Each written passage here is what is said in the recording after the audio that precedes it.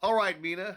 I have described the plot to a number of people in my circle, actors, creative collaborators, but those have been 5, 10 minute explanations. I want to get it down to 2 minutes.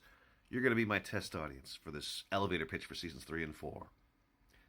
At the end of season 2, there's a cliffhanger in which Earth, sometime in the early 2020s, erupts in what is known as the Purity Wars, which was instigated by a figure from the future known as the Executive, who narrowly escaped being executed and hopes to seek vengeance upon all that she lost by conforming humanity to her will, to corporate fealty.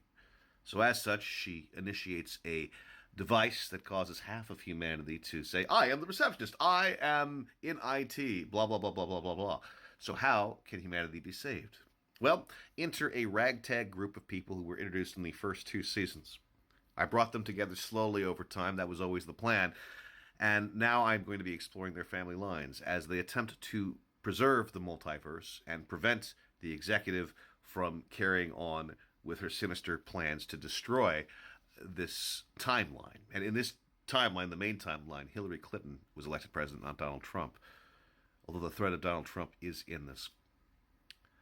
They are aided by a character known as the receptionist, who is the guy you meet when you travel through the portals that are running throughout the show. There are portals that open up into other universes. You step through a portal, you see a bright light, then you're in what's known as the gray area, which is the name of the show. In that gray area, you are met by the receptionist. He is a hot dog loving, Tony Danza appreciating clone who guides you and ensures that you don't really fuck things up in one universe. However, the receptionists are starting to die off, being replaced by newer models who are more corrupt. People like the Guard, the Imperial Guard, and all that. Meanwhile, we are also exploring the family lines of all of these characters, where I'm having the actors play themselves, going back all the way to 1897 and going as far into the future as 2150, shortly after the destruction of the planet Earth. Oh, there's also a giant bird named Chester, who is a guardian of the multiverse.